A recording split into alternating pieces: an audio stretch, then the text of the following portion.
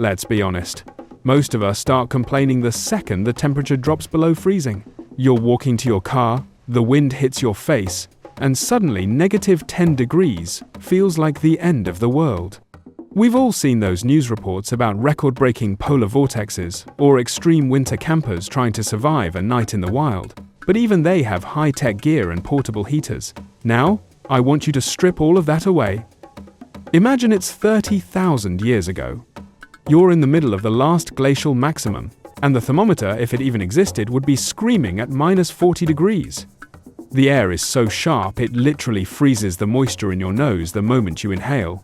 And then, it happens. That unmistakable, urgent rumble in your gut. You have to go. Right now. In a world where exposing a few inches of skin for more than 60 seconds could mean losing a finger to frostbite, how on earth did our ancestors handle the most basic, messy human necessity? This wasn't just a matter of, where do I go? It was a high-stakes engineering problem. At -40 degrees, physics takes over in a way that's honestly kind of terrifying. We're talking about a world that acts like a massive, planet-sized flash freezer. If you were brave enough to step outside your shelter, the transition from liquid to solid happened almost instantly. We have accounts from modern Arctic explorers and indigenous groups like the Inuit that give us a pretty good idea of what this looked like back then. Within 1 or 2 minutes, waste would freeze solid, turning into something as hard as a rock. It sounds gross, I know, but for a Paleolithic human, this was actually a bit of a biological blessing. Instead of a soggy, steaming mess that attracts predators and breeds bacteria, you basically had a biological hockey puck. Think about the sheer convenience of that for a second. In the middle of a brutal blizzard, you didn't have time to dig a hole in ground that was as hard as concrete. You just did your business, waited 60 seconds for nature to do its thing, and then you could literally pick it up with a stick and toss it away like a stone. It's been joked about in survival circles that an Ice Age stool could practically be used as a hammer if you were desperate enough. This natural refrigeration was the world's first sanitation system. It stopped the spread of diseases that would usually thrive in warmer climates, acting as a permanent, zero-cost disinfectant. If the waste is frozen solid, the germs are trapped in a cryosleep, which probably saved our species from some pretty nasty outbreaks during those long, dark winters. But where you decided to drop that biological hammer mattered immensely. If you were living in a mammoth bone hut out on the open tundra, you'd just step behind a windbreak and let the freezing wind handle the cleanup. But what if you were part of a larger group hunkered down in a deep limestone cave? You couldn't just have 20 people doing their business in the corner of the living room for 4 months straight. Even with the freezing temperatures, caves have their own microclimates. They stay slightly warmer than the outside air, which means if you weren't careful, your home would eventually start to smell less like a cozy campfire and more like a stagnant sewer. This is where we start to see the first signs of human spatial planning. They didn't just go anywhere, they had a system. They understood that proximity to waste was a death sentence, even if they didn't know what a pathogen was yet. They were already drawing lines in the frost, creating no-go zones to keep the group alive. But as the winter dragged on and the piles grew, simply tossing things outside wasn't enough, especially when the cave entrance was the only thing standing between you and a hungry cave lion. At that point, the toilet became a tactical nightmare. You see, archaeologists aren't just looking for golden crowns or flint arrowheads. Sometimes, the real jackpot is buried in the dirt specifically, the stuff nobody wanted to keep. Take a look at places like the Hohlefels cave in Germany. When scientists use something called micromorphology, which is basically a fancy way of saying they looked at microscopic layers of dirt, under a massive microscope, they found something fascinating. These caves weren't just random piles of debris, they were organized. Our ancestors had a very clear, dirty corner and a clean corner. Imagine the cave as a tiny studio apartment. You've got the fireplace in the center, the sleeping area on the side, and then, tucked away in the back or near a specific crevice, the forbidden zone. They were incredibly strategic about this. Archaeological evidence shows that Neanderthals and early humans often mixed their waste with leftover ash from the fire. This wasn't just a coincidence, it was a brilliant prehistoric hack. Ash is a natural desiccant. It sucks up moisture and neutralizes odors. By dumping ash on their waste, they were essentially creating the world's first kitty litter. It kept the living space from becoming a biohazard, especially during those weeks when a blizzard outside meant you couldn't leave the cave for more than a few seconds. If you just let it sit there, the smell would attract everything from flies to giant cave hyenas, and nobody wants a hyena checking out their bathroom while they're trying to sleep. But the real treasure for scientists is the coprolite. That's the professional term for fossilized poop. Think of a coprolite as a biological time capsule or a dusty old hard drive. We've found samples from Neanderthals dating back 50,000 years, and they tell a story that totally flips the script on what we thought we knew. For a long time, we pictured these guys as meat-only bros who just ate woolly mammoth steaks all day. But when we look at the chemistry of that ancient waste, we see seeds, berries, and tubers. Even in the dead of a frozen winter, they were finding ways to get their fiber in. These tiny calcified lumps of waste prove that they were far more sophisticated and adaptable than we ever gave them credit for.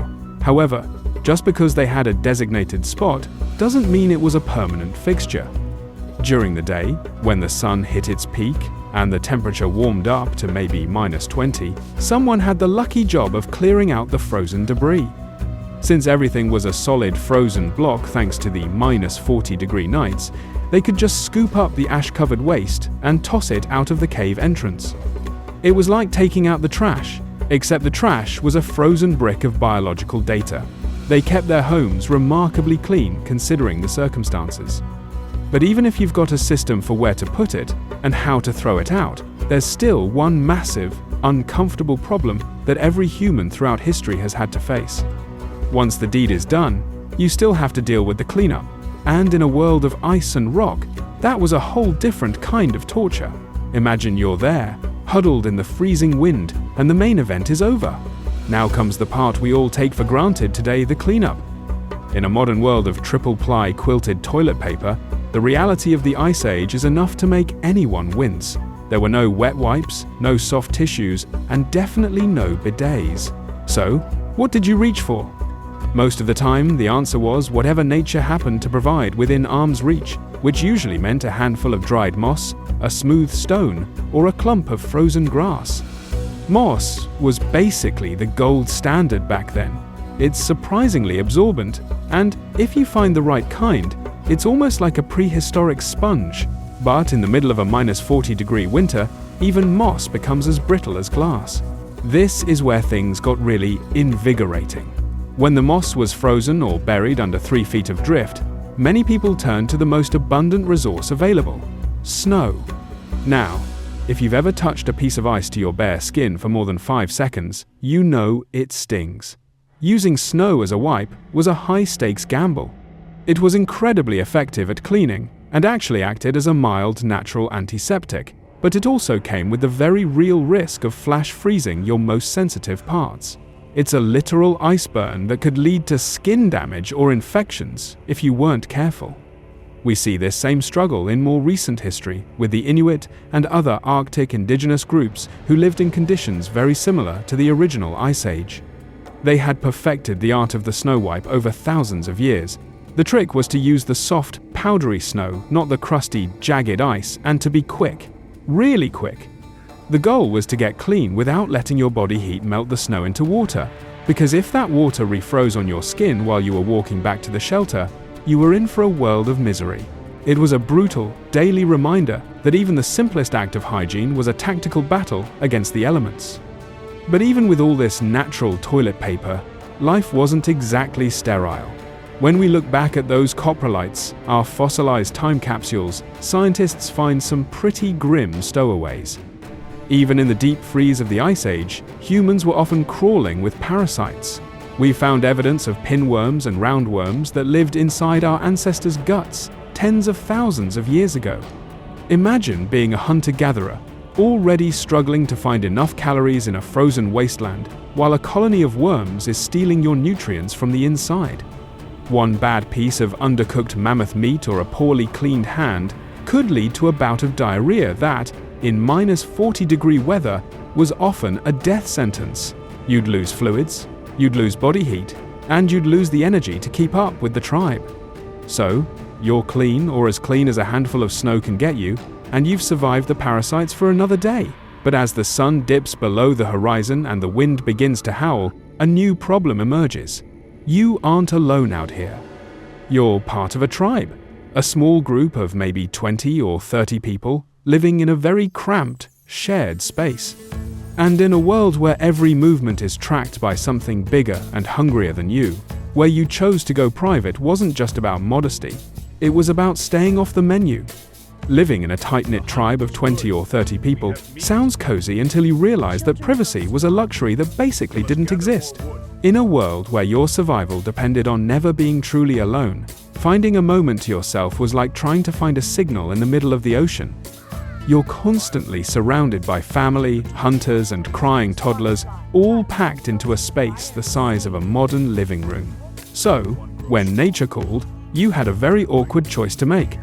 Do you prioritize your dignity or your life? Think about it. If you decide to trek half a mile away from the camp just to get some me time, you're essentially turning yourself into a slow-moving, defenseless snack for a pack of wolves or a hungry cave lion. Predators are smart. They know when an animal is at its most vulnerable. There are actual accounts and modern reconstructions of prehistoric life suggesting that many bathroom breaks were probably more of a team sport than we'd like to imagine. You'd have a friend or a family member standing guard with a spear while you did what you had to do in the freezing wind. It's hard to feel like the apex predator of the tundra when you're literally caught with your fur trousers down. This was even more complicated for the most vulnerable members of the group. For children or pregnant women, the trek into the -40-degree darkness was simply too risky. This is where the igloo method likely came into play, much like we've seen with the Inuit.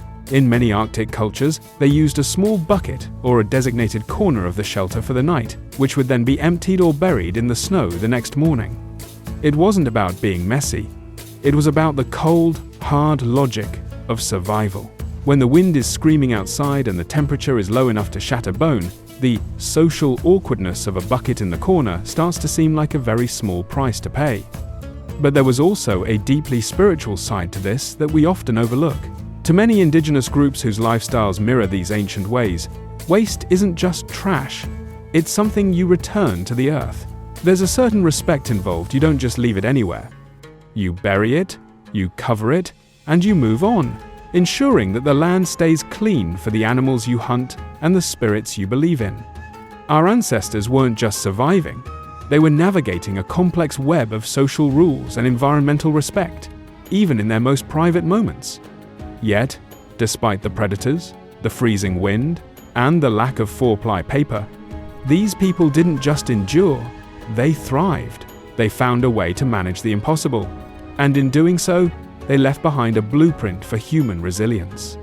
Because, believe it or not, the way they handled the mess of life is the reason we're standing here today. If they hadn't mastered the art of staying clean and safe in the most extreme conditions imaginable, the human story would have ended in a frozen cave a long time ago.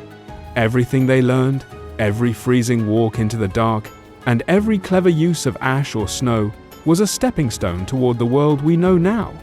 It's funny to think about, but the struggles of a hunter-gatherer shivering in a cave 30,000 years ago aren't actually that far removed from the lives of modern explorers today.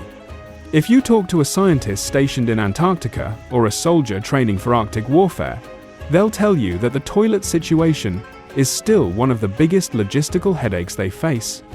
Even with all our high-tech polymers and thermal layers, we're still using the same basic logic our ancestors figured out. When it's -40 degrees outside, nature is your best cleaning crew. In extreme polar environments today, explorers often use the exact same freeze and carry method. They pack out their waste in solid, frozen blocks, because, just like in the Ice Age, leaving it behind in a delicate ecosystem is a disaster waiting to happen. The only real difference is that we use plastic bags, and they used a handful of ash and a sturdy stick. There's a strange kind of brilliance in how those early humans turned a lethal environment into a functional tool. By using the cold as a natural flash freezer, they inadvertently created the world's most effective sanitation system. It sounds a bit gross, But those frozen biological time capsules were basically nature's own Ziploc bags. They kept the camp clean, they kept the predators at a distance, and most importantly, they kept the water supply from being contaminated. It's a level of environmental awareness that we're only just starting to appreciate in the modern era. We like to think of ourselves as the pinnacle of hygiene because we have indoor plumbing, but those people were surviving in conditions that would break most of us in 48 hours, and they did it with nothing but their wits and a few clumps of dried moss. The real takeaway here isn't just about how they handled the messy parts of life. It's about the incredible, stubborn creativity of the human species. Whether it was finding a way to stay warm, hunting a mammoth with a piece of sharpened stone, or figuring out how to go to the bathroom without losing a toe to frostbite, our ancestors were master problem solvers. They didn't have the luxury of giving up because it was too cold or too inconvenient. Every time they stepped out into that -40-degree wind, they were proving that humans are the ultimate adapters. They turned the most brutal weather on the planet into a manageable routine, and they did it while maintaining a social structure and a sense of dignity. So, next time you're standing in your heated bathroom, staring at the thermostat and thinking about how freezing it is because the heater is set 1.5 degrees too low, maybe give a little nod to those ancient pioneers. They're the ones who did the hard work, so we wouldn't have to. They survived a deep freeze, they managed the waste, and they paved the way for every comfort we enjoy today. It's a long, strange journey from a frozen cave in Siberia to a modern skyscraper. But the biology remains the same. We're still just those same clever apes, trying to stay warm and keep our living space clean. The ice age might be over, but that drive to survive against all odds, that's something that hasn't cooled down one bit.